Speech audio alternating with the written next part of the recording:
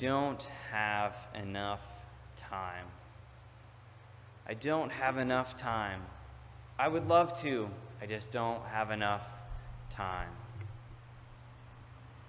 There are many things that we choose to do with our time. I want to give us about 15 to 30 seconds to think about something we wish we had time for in our life. Not the thing we say that we don't have enough time for, but what's one thing you wished you had time for?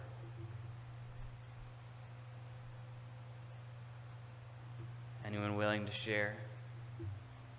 One thing you wish you could add to your time?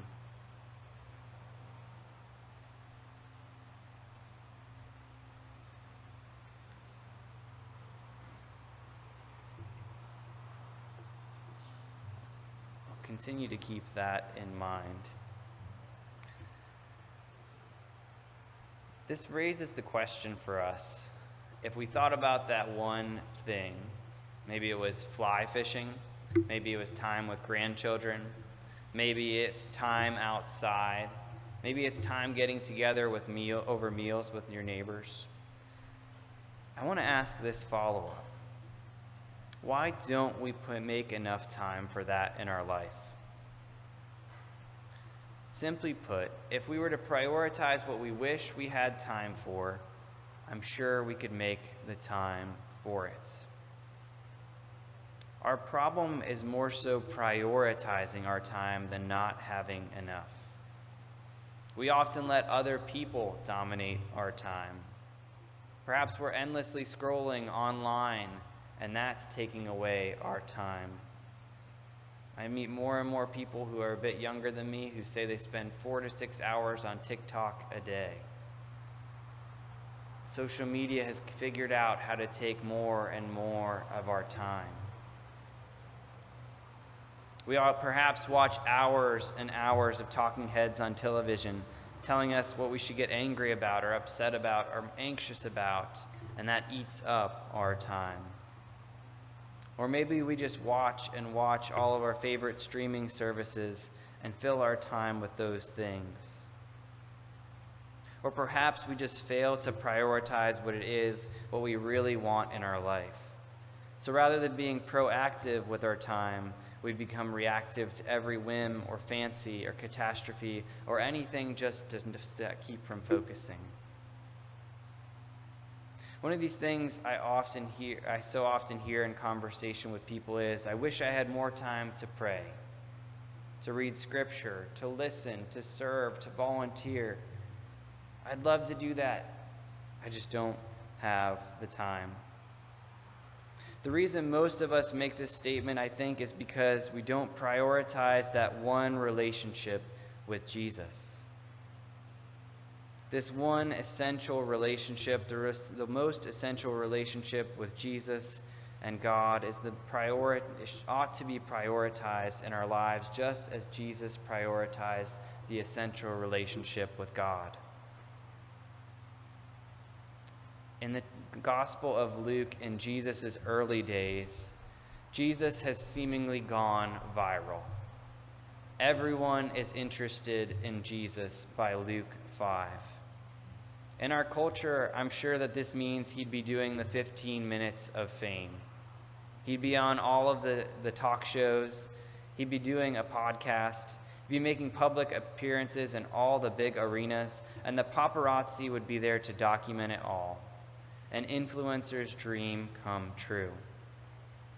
Now let's see what Luke recalls about Jesus in this moment in Luke chapter 5, 15 through 16. Yet the news about Jesus spread all the more, so that the crowds of people who came to hear him and to be healed of their sicknesses, but Jesus often withdrew to lonely places and prayed. Often withdrew to lonely places. What Jesus did when everyone else wanted his time, was trying to fill his schedule, was to prioritize time with God instead.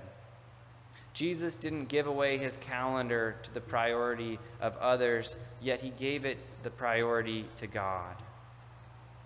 In Mark's account of Jesus' life after an exhausting day of ministry, we read this about Jesus in chapter 1. Very early in the morning, while it was still dark, Jesus got up, left the house, and he went to a solitary place where he prayed. Simon and his companions went to look for him, and when they found them, they exclaimed, "Hey, everybody's looking for you." The disciples, I think, at this point had a whole different agenda than Jesus. They wanted him to keep the crowds happy because big crowds means success. It means we're doing it right, that everyone has their eyes on us. But Jesus is not there to be popular. Jesus' priority is revealed as he responds to the disciples who said, "Everyone is looking for you," when he says this, "Well, let us go somewhere else, to the nearby villages, so I can preach there also. That's why I'm here." Jesus knew that his priorities because he prioritized his one essential relationship with God. He could have gone back to where he was the day before, but Jesus prioritized his time with the Father, and as a result, he knew where he was needed. Some might have criticized Jesus for stepping out of the spotlight and neglecting people, but Jesus wasn't stepping out of the spotlight because he wanted to escape from responsibility. Jesus was preparing for opportunities and rhythms of daily life in which his one prioritized essential relationship would allow him to do more meaningful ministry. Do we fall into the trap of trying to do everything for everyone instead of prioritizing our time with God? Put another way, have we prioritized time with Jesus in our daily rhythms of life? Now, I know if we think through our daily schedules, they seem full. But as we said at the beginning of the message, we each have the time to choose what we have time for. The one essential relationship that we all need to make for in the rhythms of daily life is that relationship with Jesus. We all need to find ways to establish relationship with Jesus in our daily life. There's many ways to do this. It's interesting, too, that Jesus often got up early in the scriptures to make time for God. Now, I'm not asking everyone to wake up at 4 a.m., but I think we can make time when we first get up to prioritize a connection with God. Or we can carve out time later in our day to make a connection with God. In the rhythms of daily life, we have opportunities time and again. Can we use our driving time as a chance to listen to Scripture on an audiobook? Can we take a few minutes to pray before a meal?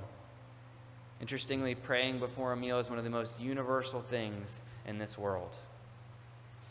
Are we taking time to pray before we eat? Can you prioritize a time and place in your life to be alone with Jesus, to take time to be mindful, intentional? We have time to choose what we have time for. Our problem is that we tend to keep running, keep allowing others to monopolize our time, constantly missing opportunities, figuring out what we often need to do most. 400 years ago, Blaise Pascal said this: "All of humanity's problems stem from man's inability to sit quietly in a room alone." All of humanity's problems stem from man's inability, or humans' inability, to sit quietly in a room alone. I think we all need some more time quietly in a room alone. Time where we can prioritize a connection with God. Because as soon as we get into our daily rhythms, our time is always trying to be stolen from us. There's a number of ways we can sit quietly in a room. We can take time just to pray, to read the upper room or our daily bread. The Bible app gives all sorts of ways for us to connect and to read Scripture as a church community and as individuals. Reading from the Scriptures allows us to learn more in quiet. We need to understand, too, that it's important to prioritize our relationship with God, even if we have to say no to other things. Someone like I know likes to say, that's not in my real estate, when they get asked to do the 20 things that they're supposed to do that they never said they could do. Do we need to have boundaries so that we can take time to be with God like Jesus did? So that we can actually do the work that we're meant to do? So my hope this week is that we can take time to spend some time in a room alone to connect with God. As we take more time to connect with God, we continue to grow and learn. And this allows us, as we'll find out next week, to pour into 3 people who we trust deeply enough to give them prioritization and time. We'll be learning about that next week. So think of that as our cliffhanger for now.